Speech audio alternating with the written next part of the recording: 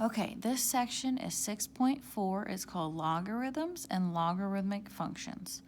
So this is the beginning of one of my favorite chapters, logs. They're great. They have a pattern to them, and as long as you follow the pattern, you'll be A-okay. Okay, I'm not going to do all the examples with you, but all of them have their answers next to them. Just follow the arrows, okay? And I'll do at least one of them of each with you, okay? So a log is the inverse of an exponent, okay? So I say log form right here, it's on the bottom, and exponent form here. So we want to be able to write them in one form or the other, okay? A log is a function. You know, like pi is a symbol, it's a button on the calculator. A log is a function, it's a button on the calculator, okay? So it represents another number.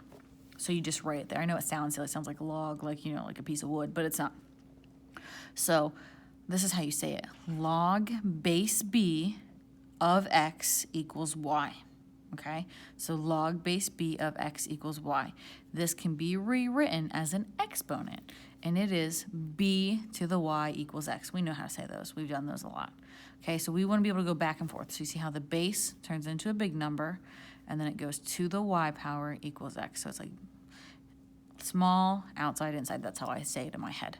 So one of the few things you're going to have to do is write each exponential in exponential form. So we're going to start here, and we're going to write all our answers in that form. That's the easy one. So first one, log base 2 of 8 equals 3. So you take the log number 2 to the third power equals 8, right there, okay? Next one, I'll just do the bottom one. 4 to the outside equals inside, so 4 to the second equals 16. There are two more right here. One of them does have a fraction. Just make sure you write the numbers in the right size difference. So if it's a fraction and it's an exponent, make sure it looks like an exponent, not a number, because that's where people mess up, okay? The opposite, write in each in log form, okay? It's called logarithmic form, but that's a mouthful sometimes. So this one says 15 to the third power equals 3375. So that's going to be, first number is always your base. So log base 15 of 3,375 equals, I wrote the wrong number. It's okay. That's what pencils are for. 3. So log base 15 of 3,375 equals 3. Do this one right here. Log base 4 of 64 equals 3.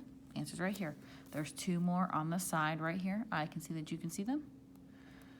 Now, we do this because log form is great. It's wonderful. It does all these amazing things, but it's like pi or the letter E. They mean something, but you can't fully memorize them. So it's easier to turn into a form we can mess with. So when it asks us to evaluate the log expression, and it's given to you obviously in log form, it starts like this.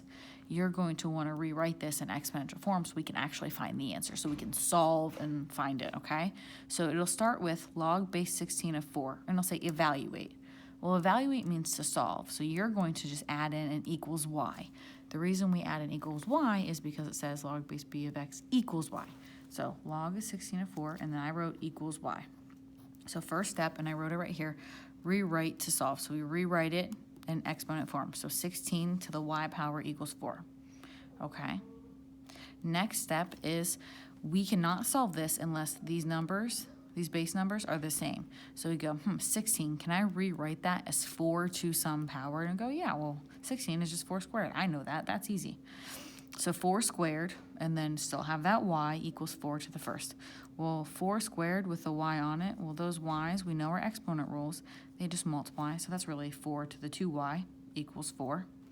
And you know that special rule, when you have the same thing on both sides of the equal sign, they cancel out. Like if it says plus 2 equals plus 2, you cancel them out. Same thing here. When you have 4 and 4, they cancel out. So you're left with 2y equals 1. So then you have y equals 1/2 because you could just solve it like a normal problem. It's actually not bad at all, right? I'm going to show you there's another one over here that is just like that one. I'm going to do this one with you because it's got a fraction as a base number, and that changes things. So this one is log base 1/2 of 256. So first I wrote equals y, then rewrote it as an exponential. So 1/2 to the y equals 256. Done. Okay. Now, first problem, you cannot have 1/2s because you can't try to guess and check and go, 1/2 to what power makes this? Doesn't even make any sense. You have to have whole numbers when you have exponents. So you go, okay, how can I rewrite 1/2 so it's a whole number? So you go back to your exponent rules and go, okay, I remember negatives, and someone actually guessed it in class. It was really good. So you go 1/2, this is 2 to the first. If I moved it up so that it was a whole number, it would be 2 to the -1. Like a -1 there. Well, then 2 to the -1, and then there was still a y there.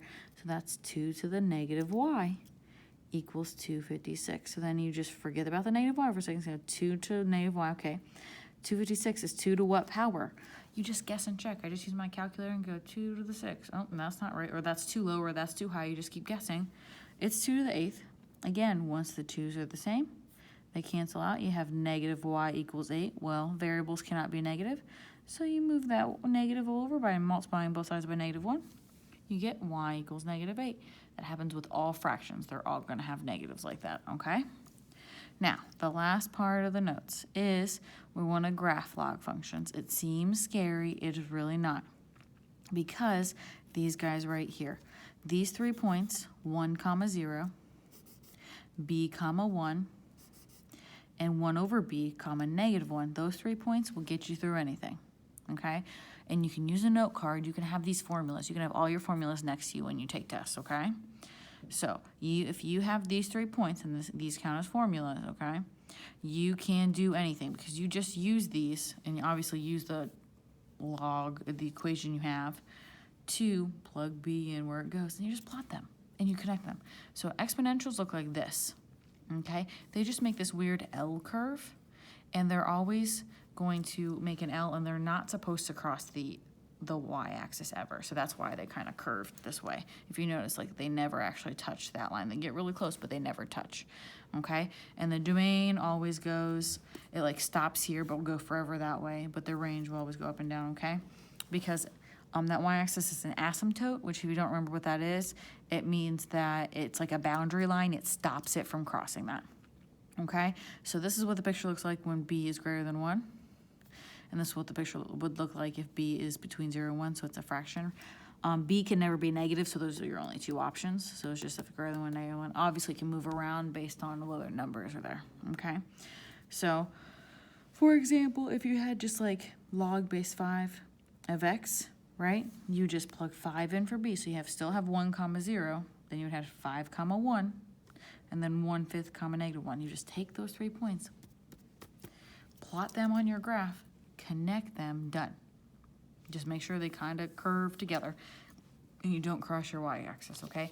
The hard part is the back. Okay, so now with transformations, I'm trying to make sure you can see it. Hold on. Okay, you got it. Okay, so transformations, this is the original equation. You've seen transformations before. Now, this is the equation. F of x equals a times log sub b, parentheses, x minus h, closure parentheses, plus k. Now, here is the thing. I really should move this. Oh, I need to make sure you can see it. Hold on. Okay. So, these transformations are in their specific orders for a reason. So, these are describing them. Now, A is your stretching, either vertically stretching or compressing. It has to be vertically. You cannot do horizontally, which is great, which is half the battle, right? So if A is greater than 1, it's stretching. If A is between 0 and 1, so it's a fraction, right? But it's a less than 1 fraction, it's being compressed, okay? If it's vertically doing something, it's affecting the y value, right? Because I'm vertically going up or down. So that means when you make your 3 points, and I'm going to show you right here, since you're making your 3 points, it's going to change only your y numbers, not your x numbers, just your y, because vertically affects the y. All of these in this column are only affecting the y. These are affecting, I know they're backwards technically, but just look at them, okay? For k, you've done this before. Plus k means up k. You see how A, and also vertical stretching means it says times up here, so you're going to times in here. So plus k means up k, minus k means down k, exactly what you would think. If it says plus k, you would literally add that amount to your y value. Plus minus k, you would subtract that amount from your y value. The last one is negative a. So if you see a negative sign, that means you're going to reflect over the x-axis, which if you reflect over the x-axis, think about it, if you're flipping this way, you are changing the y value. So it's going to go from positive to negative or vice versa, right? So again, these are all affecting the y value. So to only affect the y value of the point. And the only thing that affects the x value, can you see it? Yep, is the x minus h. And these ones are backwards. So if it says x minus h, it's actually moving towards the right. So you're really going to add to your x values, because remember, think a number line to the right, that's where your positive x's are. And then x plus h is moving towards the left, so you're actually subtracting the numbers. So this is the only thing that messes with the x's. And see how it's with the x? That's how you remember that. And again, you can write it on your note card or on your piece of paper. Okay, so here's one problem. This is the only problem I did in class. F of x equals 3 log base 10 of x plus 1. So first and foremost, make your 3 points. So 10 comma 1 is one of my points, 1 comma 0, and then 1 over 10 comma negative 1. Those are the 3 points based on what we learned on the other side of the page. That doesn't change. Then you do one transformation at a time. So my first transformation is, it said up 1, so I'm going to add 1 to just my y's. So look, I added 1 to just my y's. So plus 1, plus 1, plus 1. I only changed those. Now it's my 3, right, is vertically stretching, and a is multiplying. So I'm going to times 3 to just my y's. So times 3, 0 times 3 just stays 0, right? So I only change my y's, and I have no transformations. So since I have no transformations, I keep those, and then I did nothing to my x's, so I just bring over my original x's. Now my final points are these 3 points, and those are the points I graphed. And that's it. You just do one thing at a time. If it helps, do this, right? If it also helps, you can also write 10, 1, and 1/10 each time if you want to travel along with it. But I like to do the thing I'm just changing so I can not get too distracted, okay? It's up to you, okay? Practice it, figure it out, let me know.